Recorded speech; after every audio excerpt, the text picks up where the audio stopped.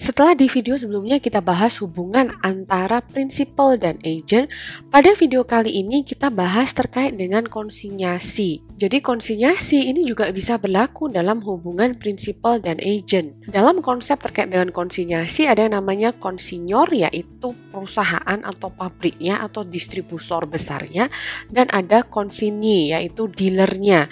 Dealer ini adalah agen bagi konsinyor untuk menjual barang atau jasa. Maka konsinyor akan mengirimkan barang ke konsinyi, konsinyor akan mendapatkan profit atas penjualan ini dan mengakui barang yang dikirimkan ke konsinyi sebagai persediaannya. Title persediaan itu ada pada konsinyor, bukan pada konsinyi. Konsinyi sebagai dealer atau sebagai agen akan menerima komisi dari penjualan barangnya si konsinyor. Sebagai ilustrasi, ada Nelba Manufacturing yang merupakan konsinyor. Dia mengirimkan barang dagangan senilai 36.000 ke Best Value Stores. Maka Best Value ini adalah agennya, konsinyinya. Nelba membayar biaya kirim sebesar 3.750, sedangkan Best Value membayar biaya iklan 2.250. Tetapi biaya iklan ini akan di-reimburse atau akan dimintakan pembayarannya ke Nelba. Jadi ditalangi dulu. Dari iklan itu, Best Value itu mampu menjual 2/3 dari barang dagang yang dikirimkan oleh Nelba. Best Value memberitahukan Nelba bahwa sudah terjadi penjualan, dia meminta komisi 10%, kemudian juga meminta biaya iklan untuk diganti. Lalu bagaimana jurnalnya bagi Nelba dan juga bagi Best Value? Mari kita lihat. Pada saat barang dagangan dikirimkan, maka yang mencatat adalah si Nelba. Kenapa? Karena ini merupakan inventory-nya Nelba. Best Value tidak mencatat apa-apa. Jadi jurnalnya bagi Nelba adalah inventory konsinyasi dikreditkan ke finished good inventory. Best Value tidak ada pencatatan. Pada saat pembayaran biaya kirim ke Best Value, maka Nelba harus mencatat juga. Kreditnya pastinya kas, debitnya apa?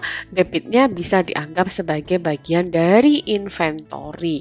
Jadi inventory-nya di debit, dikreditkan ke cash. Sedangkan Best Value tidak ada pencatatan karena tidak ada perubahan di aset, liability maupun equity-nya. Pada saat pembayaran advertisement, siapa yang mencatat? Ya, Nelba tidak mencatat. Kenapa ya? Karena belum ada pemberitahuan dari Best Value. Sementara ini dibayar dulu oleh Best Value, maka kasnya Best Value keluar ada di sisi kredit. Debitnya tidak boleh kita akui sebagai marketing expense. Kenapa? Karena ini ditagihkan ke Nelba.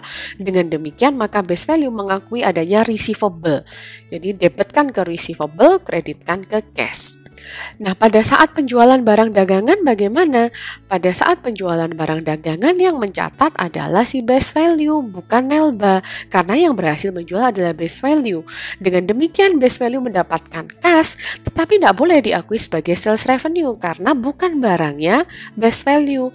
Jadi kita debitkan kas, dikreditkan ke payable, ke utang. Jadi Best Value ini punya utang ke Nelba atas penjualan yang dia lakukan. Nah, ketika Best Value menginfokan ke Nelba bahwa sudah terjadi penjualan, barulah si Nelba mencatat adanya penjualan. Bagaimana pencatatannya? Didebitkan kas, advertising expense didebitkan sebesar biaya iklan yang dibayar duluan oleh Best Value. Ada komisi sebesar 10%, kreditkan ke revenue. Revenue-nya, hasil dari penjualan barang itu adalah 40.000. Komisinya adalah 10%, maka 10% dari 40.000 sama dengan 4.000. Maka uang kas yang diterima oleh si Nelba itu adalah 40.000 dikurangi commission expense dikurangin dengan advertising expense. Apakah Best Value mencatat pada saat menginfokan ini? Iya, yang dicatat adalah dia sudah nggak lagi punya utang ke konsinyor karena sudah dibayar. Maka payable to konsinyornya di debit. Best Value akan mengkredit piutang kepada konsinyor atas pembayaran biaya iklan.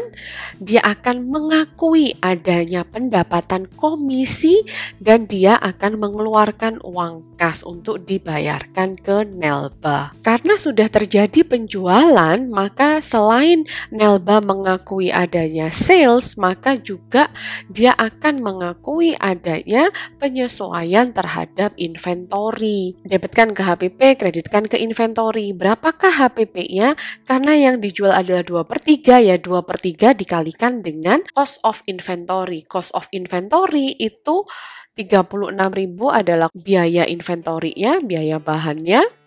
Kemudian jangan lupa ditambahkan ke biaya kirimnya sebesar 3750. Dengan demikian, maka cost of goods sold yang diakui oleh Nelba atas penjualan 2/3 inventory-nya adalah 26.500. Sedangkan base value tidak mencatat apa-apa. Pada video berikutnya kita pindah topik terkait dengan warranty yang sudah pernah dibahas juga pada saat penjelasan terkait dengan current liability.